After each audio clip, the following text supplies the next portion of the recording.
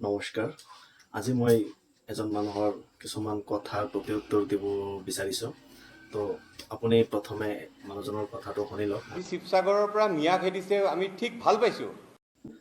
সন্মানীয় মহোদয়, মিয়া খেদাত আপুনি ভাল পাইছে, ঠিক আছে, কিন্তু মিয়া খেদা ভাল পাইছে, আকৌ বেয়া কামটো কি হ'ল? চাগে আপুনি নিৰপেক্ষভাৱে কথাষাৰ কৈ আছে, আমি ভাল পাইছোঁ, কৈ থাকক, আমি কথাষাৰ শুনো। কিন্তু তাৰে এজন শিক্ষিত মিয়া যেতিয়া IAS হ'ব, IPS হ'ব আৰু শিৱসাগৰ ডিষ্ট্ৰিক্টৰ SP হ'ব, তেতিয়া খেদিব পাৰিবনে? আচ্ছা, আপুনি এইবাৰহে জাগাত হাত দিছে না। আপোনাৰ এই মূল্যৱান কথাটো এইটোৱে প্ৰমাণ হয় যে আপুনি এজন হিন্দুত্ববাদী মানুহ। আপুনি অকল হিন্দুত্বক ছাপোৰ্ট কৰে, আপুনি মিলি জুলি থাকিব নিবিচাৰে। এনেকুৱা ধৰণৰ কথা যদি আপুনি কয়, আপুনিতো নৰকত যাব। এনেকুৱা সেইকাৰণে নকয়, কাৰণ আপুনি মানুহ হিচাপেতো কথাটো কোৱা নাই, আপুনি হিন্দুত্ববাদী হিচাপে কৈছে। মানৱ ধৰ্মই যে শ্ৰেষ্ঠ ধৰ্ম, এইষাৰ কথা আপুনি এতিয়া পাহৰি গৈছে। মই এইটো বুজাব বিচৰা নাই যে অপৰাধ কেৱল হিন্দু বা মুছলিমে কৰে। অপৰাধৰ কোনো ধৰ্ম নাথাকে মহাশয়। অপৰাধ যোনে কৰে সি অপৰাধী, তাৰ পৰিচয় এটাই, অপৰাধী। সেই SPয়ে কি কৰিব? পিঠি ফালি বহল কৰি দিব কোবাই।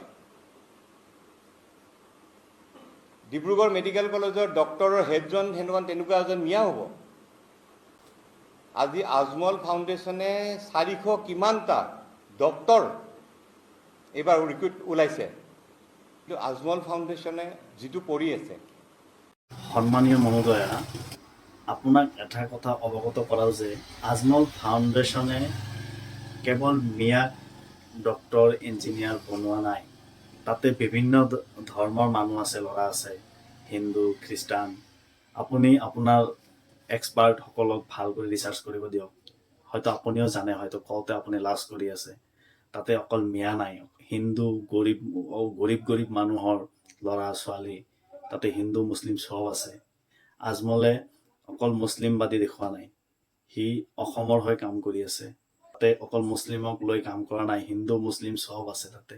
আপুনি চাব, ৰিচাৰ্চ কৰি চাব। আপোনালোকেও আজমল ফাউণ্ডেশ্যনৰ দৰে কিবা এটা ফাউণ্ডেশ্যন আৰম্ভ কৰক, য'ত গৰীব দুখীয়া মানুহখিনি পঢ়াব পাৰে, সিহঁতে আগুৱাই যাব পাৰে। আপোনালোকে কেলেই নকৰে সেইটোও কৰক। আপোনালোকৰ হিন্দুখিনিকো দিয়ক, চবকে দিয়ক, হিন্দু মুছলিম মিলিজুলি থাকিম আমি চবে।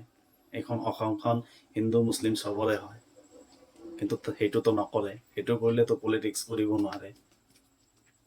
মহোদয়, এইগিলা বাদ দিয়ক, মিলিজুলি থকাৰ বাৰ্তাটো দিয়ক। এতিয়া কথাটো হ'ল, অকল সেই চব্জি মাছ এইবিলাকতে আমি ব্যস্ত থাকিলোঁ। সন্মানীয় মহোদয়, আপুনি কথাষাৰ ধুনীয়া কথা কৈছে। কেৱল মাছ চব্জি শাক পাচলিত এইগিলাত ব্যস্ত থাকি লাভ নাই। যোনে যি কৰিব লগা আছে সি কৰি আছে, কিন্তু সৎ পথত ইনকাম কৰি আছে, সৎ পথত ইনকাম কৰি খাই আছে। সেইটোহে ডাঙৰ কথা। কোনেও চুৰি কৰা নাই বা ৰাজনীতিক পাৱাৰ দেখুৱাই খোৱা নাই। ইহঁতে সৎ পথত কাম কৰি খাই আছে।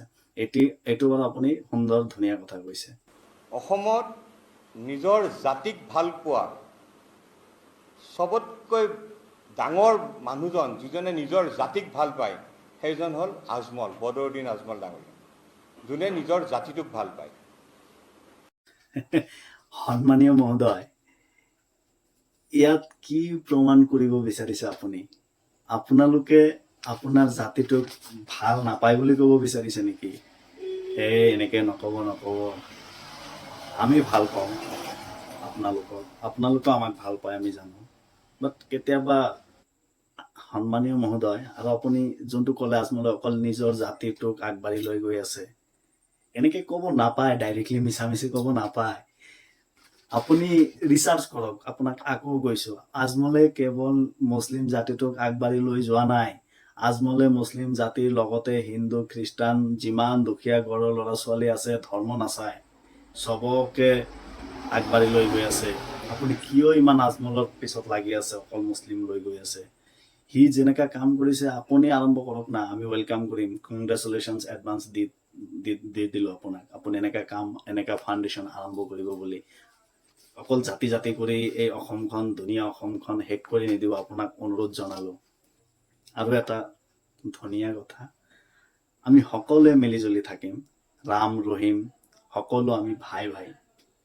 তো এইটো বাৰ্তাটো আপুনি দিলে আৰু অকণমান ভাল লাগিল হয়, কিন্তু আপুনি ইয়াত সেইটো বাৰ্তা দিয়া নাই। আৰু আমি তেতিয়া প্ৰতিবাদ কৰিছিলোঁ যে মিয়া সুৰক্ষাৰ কৰাৰ কাৰণে IMDT এক বাতিল হোৱাৰ কাৰণে AIUDFৰ জন্ম, আৰু হয়ো সেইটো মুছলিম বাংলাদেশীখিনিক সুৰক্ষিত কৰিবলৈ AIUDFৰ জন্ম। আপুনি যে ইমান বাংলাদেশী মানে বুলি কৈ আছে, চিঞৰি আছে, আমি কেতিয়াবা কৈছোঁ নেকি বাংলাদেশীক একচেপ্ট কৰিব লাগে?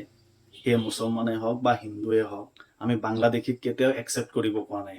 আপুনি বাংলাদেশী, আপোনালোকে চৰকাৰ আছে, আপোনালোকৰে চব আছে, আপোনালোকে বাংলাদেশী বিচাৰি উলিয়াই সিহঁতক উভতাই পঠাওক, আমি আপোনালোকৰ লগত আছোঁ।